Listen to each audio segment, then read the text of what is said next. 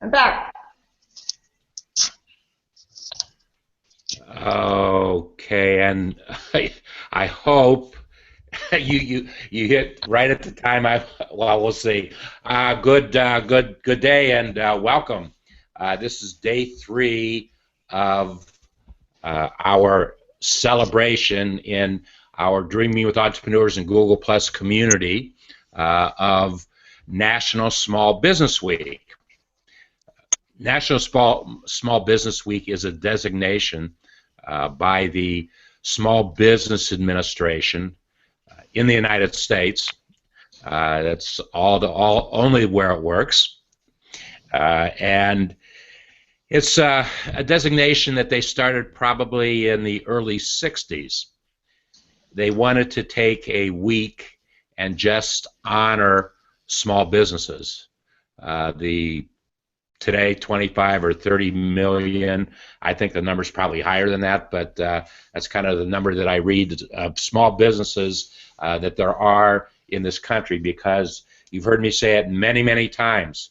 Small businesses are the heartbeat of anything that happens in the way of business in this country.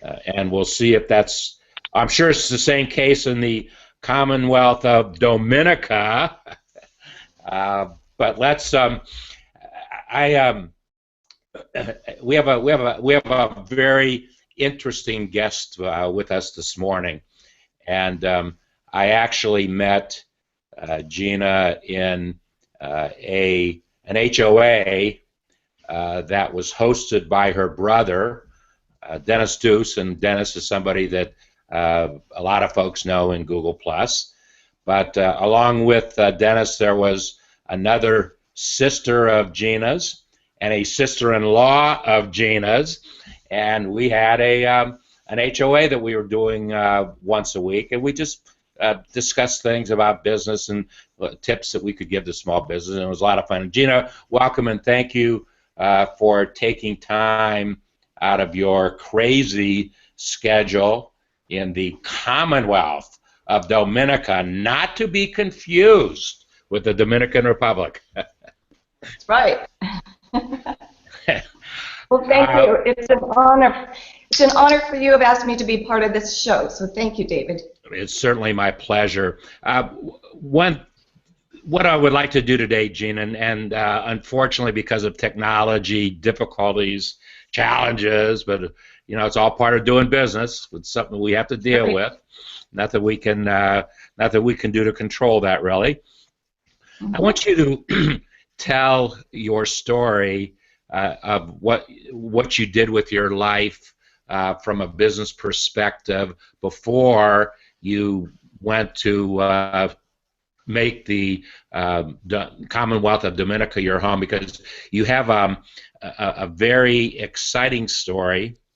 A very intriguing story, and one that a lot of small business owners aspire to, and you've been able to do it more than once in your life.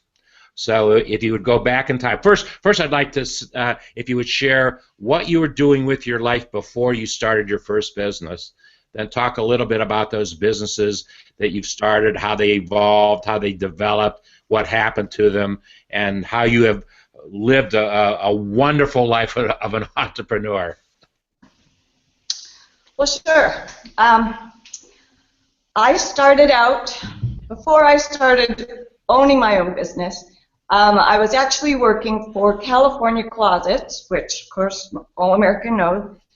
It's a closet organizer company. And so I started out I started out as the secretary, but within a week I told the owner of the business that I'm actually in sales. I should go into sales. And he said, no, I've got all the salespeople I need. I said, fine. So it didn't take long before, you know, people would call in and they'd want appointments for the salesperson to go out, and there was no salesperson available. So finally he said, okay, I'll let you give it a try. First time out, I closed the deal. And it was like a $7,000 sale. And he said, oh, okay, well, I guess you're right. You're in sales. And I said, yeah, I just knew it. So he said, okay, fine, you're in sales. I went on to become the manager for that. That was in Vancouver, BC. So I went on to be the manager for all of British Columbia and did exceptionally well and made a whole lot of money. But that money I was saving to be able to buy this business that I had my eye on. So finally, I had enough money to be able to purchase with my now ex-husband, at the time he was my husband, to purchase this business. And it was a metal coating plant. So that's a continuous conveyor system, and it simply puts metal finishes on different substrates. So basically, we're part of the manufacturing process, and we specialized in electronic components and dental equipment. So the ABC medical company would send us, 5,000 little whatevers. Some of them are aluminum, so they'd need a different treatment than the ones that are steel, and they're all different substrates. We treat them all. The entire plant took up an acre. That was just for the equipment. So it was a very big operation. When I first started there was only 3 employees. My husband worked there, and then he had 2 other people, and they only had 1 customer. And so, okay, now it's time to think. If I could, let me interrupt you, because you brought up another aspect, a very important concept within small business. Here you were buying a business with your husband with the intent that you would be in the business. So how challenging was that to make a decision to buy a business and to be in business as a business partner with your husband? That's because there's a lesson to be learned there also. Yes, that was not. I had no problem with that at all. I knew that that I would be able to work well to help this business, and I knew that my husband was getting tired of working at the business, and would be happy to turn all the work over to me and just let me run with it, because he saw what I could do in business. So, anyways, we continued to run the business with 3 employees. I said, I'm going out on sales, and I am going to increase the number of customers, because we can't rely on 1 customer. What if they go out of business? Then we're out of business. So I approached different businesses. That's how we got into, so many varied things. But anyways, so yes, I started to attract all of these customers. When they come out to see the plant, they were blown away. When I'd show them what we could do. Dental stuff, spacecraft. Anyways, when I showed them what we could do and they saw the plant, they were just like, wow, yeah, okay, we'll send a prototype, we'll send a sample. So we'd put the prototype in with whatever we were running, no special treatment for them, because we wanted it to turn out exactly the same every single time. So no false impressions. We didn't go overboard to do something super special with this prototype. So they get it back, they were blown away by it, and so of course they continue to send more people. Well, in the business, it's a small circle of people who are involved in medical equipment, building medical equipment, and building dental equipment. So word got out. Pretty soon we were doing work all over Canada and the US. And we had to buy another whole building just to hold inventory, another acre building just to hold the inventory. So of course this business took off, and by the time it was time to switch, I felt it was at the top of its game, and it's the perfect time to sell. We had 33 employees, and we were running 24/7, 3 different shifts, 24 hours a day, 7 days a week. And so I approached the corporate attorney and the corporate accountant. Accountant, of course, yes. And I said, okay, it's time to sell the business. And they both said, you're crazy. You're making a lot of money. And I said, no, I'm not. It's time to sell the business. I don't want to advertise this business. You guys know who are the people that has the money and that has the personality like I do, that's going to care about this business. I grew that business because I cared about each and every one of those employees. When they walked in that door, they had their head hanging low. They're walking into a manufacturing plant. I mean, that's a pretty much bottom of the line job you can get. And they felt like about this big. And by working with them and doing weekly meetings with them to try and show them, okay, what's this? You know, and I'd hold up one of the parts, and they'd name it by the name of the company. I say, and what's it for? They said, I don't know. And I said, well, how many did we hang this week? Someone would say 3,000. I'd say, okay, let me just talk about this one part right here. And I'd show them, I've already got it from the manufacturer, the finished product. And I'd bring out the finished product and say, look, this is what you just had a part of making. This is going to save hundreds of thousands of people's lives, okay? This is a certain type of heart monitor or different life-saving equipment that they all had a part of. And they started to take ownership in it. And morale went up, so of course production went up, our quality was fantastic, and the people actually had a sense of value. They had a sense of worth. And it was really important to me that the next owner of the company also had that same thing in mind. Not just looking at the dollars this is making. Think of the people that you are helping to create, and also about the products you're creating to make the world a better place. So I put the price, well, the price was in multi-million US, and I told the accountant and the lawyer, I said, I will not take terms. This is the price. I'll only sell it at full price, and I won't take any terms. It's just 100% cash up front, done deal. And they said that's ridiculous. And I said, no, I'm doing it for a specific reason. I want this company sold to somebody with a heart, somebody who cares, and is going to carry on what we've already created. And they said, fine, it's going to sit here forever. Well, 2 months later, a guy walks in the door with all the cash. He already owned a business, he had lots of money, and he really liked the company, and he really wanted it. And so, you know, I courted him for about 2 weeks to make sure he was the right man for the job. I realized the right man for the job. Great expression. He was the right man for the job. Well, that's how I looked at it. And so I knew he wasn't going to buy it. So at the end, he offered me 100%.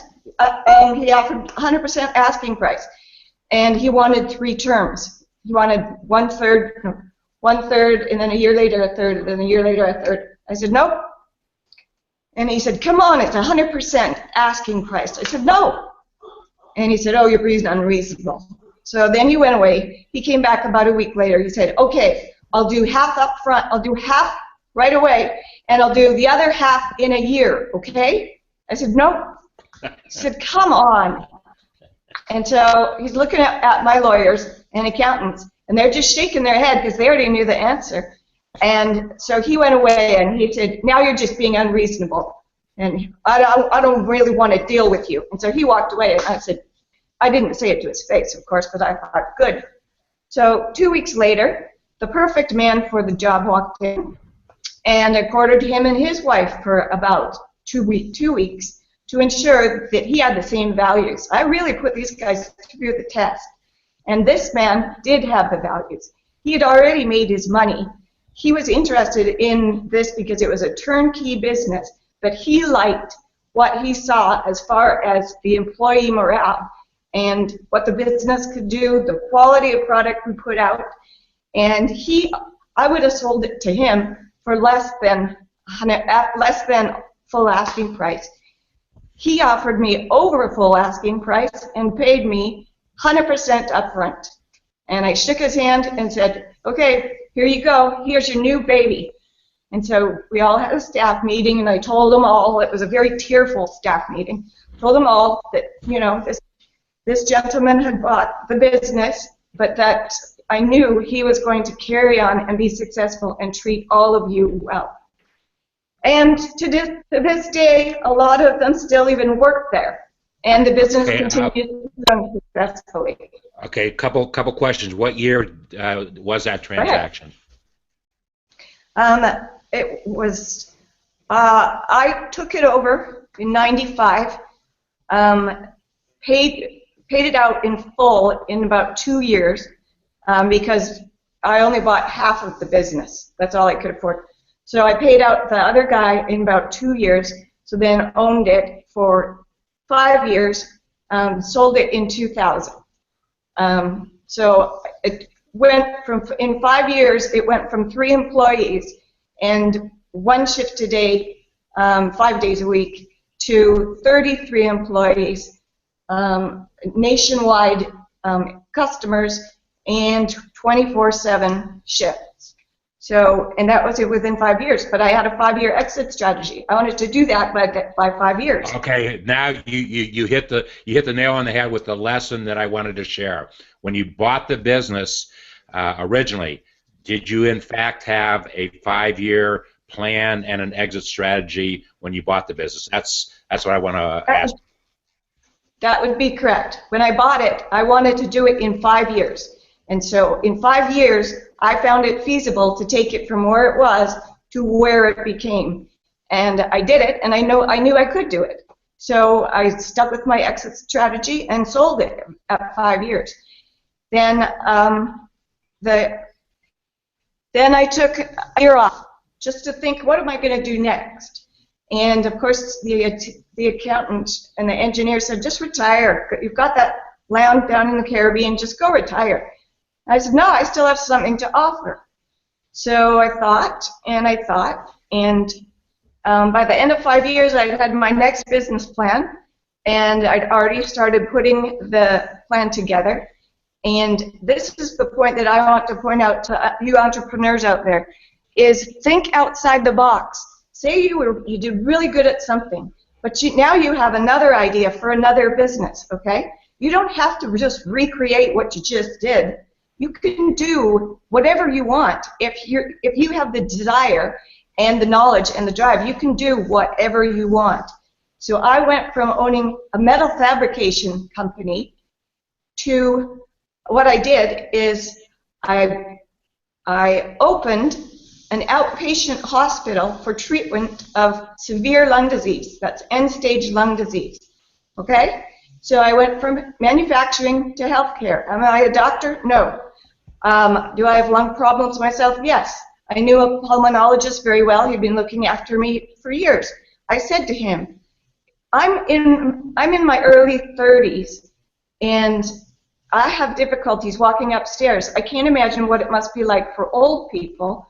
What do they do with lung problems? Where do they go for help? And he says, there's nothing available. And I said, well, it's time to change that. So I got to talking with him, and we came up with some ideas. In the meantime, I was a fitness instructor, so I really understood the dynamics of increasing muscle strength to overcome for some of your lack of oxygen. I would be remiss if I did not ask you what kind of exercise instructor you were or still are, because I am an exercise instructor. I didn't know that. Cool, yes, David. I teach, actually, and I teach 10 classes a week. Good for you. In your spare time, do you ever sleep? Well, I actually developed it out of a need. I had, a friend of mine, I started exercising just for exercising.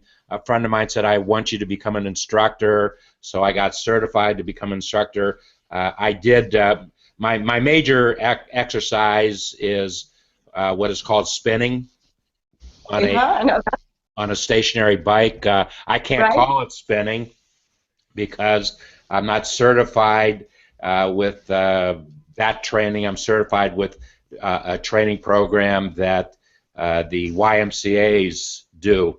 So I'm a YMCA instructor, and a year ago I started teaching an exercise called Silver Sneakers, where Good for you. the folks are 60 years and over, as I am, and it's about strength, it's about muscle toning, it's about balance, and it was one of the best things that insurance companies ever did, because wow, they found out that if seniors had a structured exercise program, they wouldn't go to an emergency room as often as typically they would go. That was the big revelation. Well, yes, and it works, and I do 2 of those classes a week, and then I'm subbing for another instructor. I've been subbing for 2 months now. I don't know if I want to continue subbing, but at any rate, listening to what you just said, you did something really interesting, because you had a problem. You knew what the problem was. You knew that the problem was not being treated properly in your mind. So you developed a business to make that happen. I developed an exercise to make things happen because I needed it. I needed that. I've had 5 heart surgeries. None of them are what I call lifestyle. I was born with bad heart parts. Fortunately, in my lifetime, they've all been replaced or fixed. So I needed an exercise, a good cardiovascular exercise, which I developed on the stationary bike. So I just teach basically that exercise to folks, and I probably in a month's time I see 25 or 30 different people multiple times a month. But it's an important part of my life, Gina, and whereas I really haven't developed a business out of it, I thought about it. I thought maybe I need you to motivate me to start a business with it. Well, it sounds like you can. And spinning is actually a really good exercise because it's not hard on any of your joints. No You're still stress. getting all the exercise, but yeah, you get the muscle strength. Well, we really focus on understanding why the individual doing the exercise, because everybody is different, what it takes to elevate their heart rate, because that's what exercise is all about, is about elevating your heart rate. It's not about weight loss. Weight loss is a benefit that you might get from it. I've never lost weight with exercise. I maintain weight, but I've never lost weight. But it's about elevating your heart rate, and as you well know, it's not just about elevating your heart rate. It's about how you know the condition of your heart by how quickly you can drop your heart rate once you hit a maximum point, whatever that might be with the individual. So we share something in life. We both have been exercise instructors. Are you still? Well, you probably don't do it now. There's probably not enough people to do it where you live. Well, there'd be nobody to recertify me here. I mean, I certified up in the U.S. and I keep up with all the CPR and all of that goes with it. I'm just going to have to go and get my charger because it just says low battery. So just hang on for a second. I'll be as quick as I can. Remember That's okay. I hope you've enjoyed listening to this story as much as I have. I've known Gina probably for somewhere between 2 and 3 years, but I've never heard her tell her whole story, and I've always wanted to. And so we're getting that opportunity. And as soon as Gina gets back, we're going to have to summarize this discussion, and we'll pick it up again because I have another HOA to do in 15 minutes approximately. Gina, can you hear me from where you are?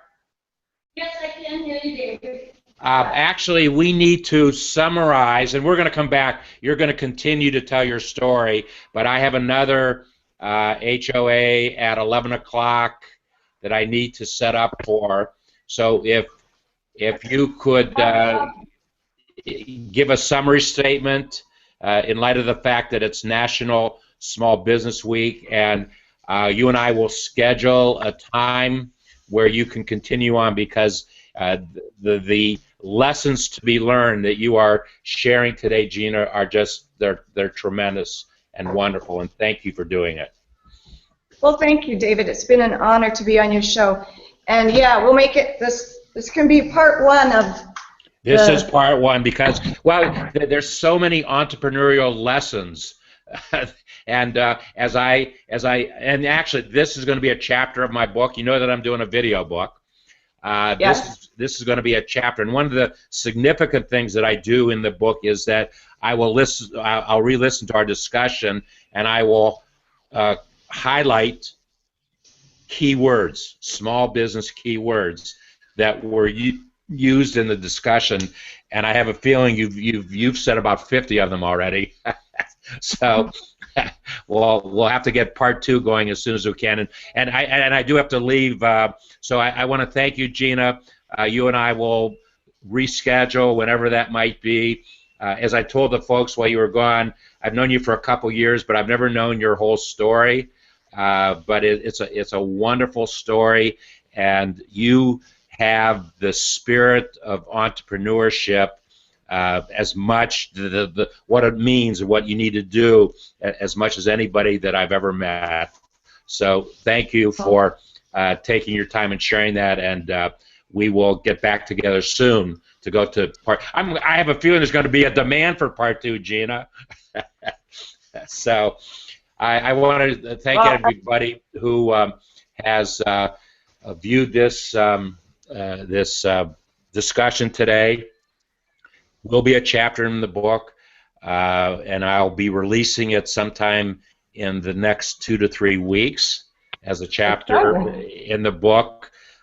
So there's also, when I post in my Google Plus stream, the keywords that Gina and I have used in the last 20, 30 minutes, you have an opportunity to make comments in the stream. And once you make comments in the stream, the technology that we have in place allows that to be part of the book itself. So as you actually view the video that Gina and I just did, or doing, you can make comment to it, and in real time, comments are being added to the book. So Gina, I'll explain that how that works to you at our next time, and thank you. And we'll see you the next time, which may very well be the best time.